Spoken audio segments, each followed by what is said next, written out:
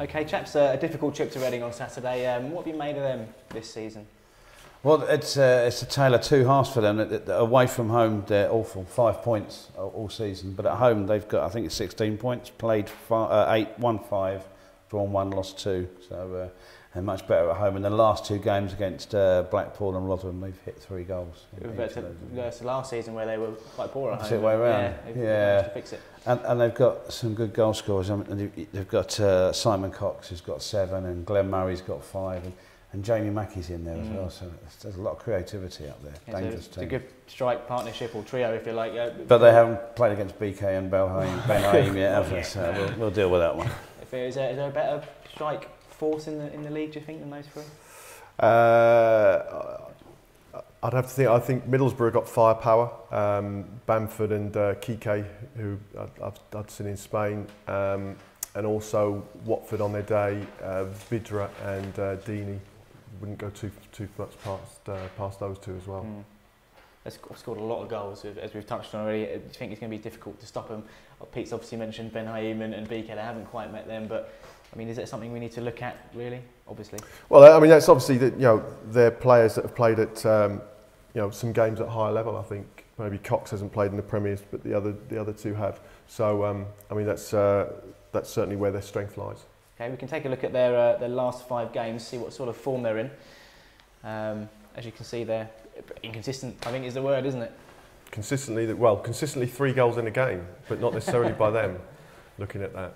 Well, you look at the last 2 games, Derby, the first 2 games of those 5, Derby and Bournemouth. That's no disgrace considering the sort of seasons those 2 are having. No, they're both up there, but it perhaps tells you that they haven't always got the balance of the side right. They either, they've scored 3 on a couple of occasions, letting 3 on 3 occasions of those 5 games. In Nigel Adkins, they've got a manager who knows his way around the Championship, and he'll be working really hard. Do you think they're in a false position at the moment? Do you think he'll be up there and about, because he is pretty decent. He knows what he's doing. I would certainly think from internally they'll probably think they're below where they should be without any question. But that could be said for a lot of clubs in this division. It's such a hard division to call. You can find yourself on the wrong side of the line or the right side of the line without doing a lot different. And I think it's just that sort of division where it's very, very competitive week after week. So in terms of opposition scouting, how detailed are the reports that come back? So will the players be aware, and Bob and all the coaching staff be fully aware of the dangers from set pieces, and is it very detailed? Yeah, we do a couple this year in the build-up of actually scouts going to watch games, but as well as that we have access to ProZone, so we can watch Brett Shaw, the analyst, can watch as many games as he wants, and so he'll watch probably at least 3, maybe more, allied to the reports that come in. The coaching staff, I think this year they've got a little bit of a rota where Guy, Patrick and Damien all take one team at a time, and so they'll watch stuff as well. The set pieces are clipped out. Ben Roberts watches all those, for Stephen Henderson's sake. I mean, all clubs will be very thorough these days like that.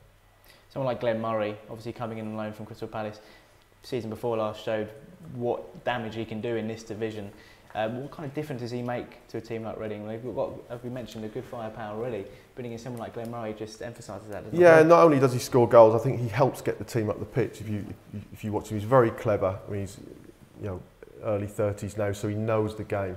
But his use of his body against defenders is clever so that not necessarily he won't necessarily win the ball, but the defenders tend not to win it easily either, and so they they'll play off of that. And Jamie Mackey has only got 1 goal, but he's a creative hub for them, isn't he? He's playing wide at the moment for them, and they're playing Cox with Murray. So whether they'll I wouldn't have thought they'll change it, but you never know. We can't call that.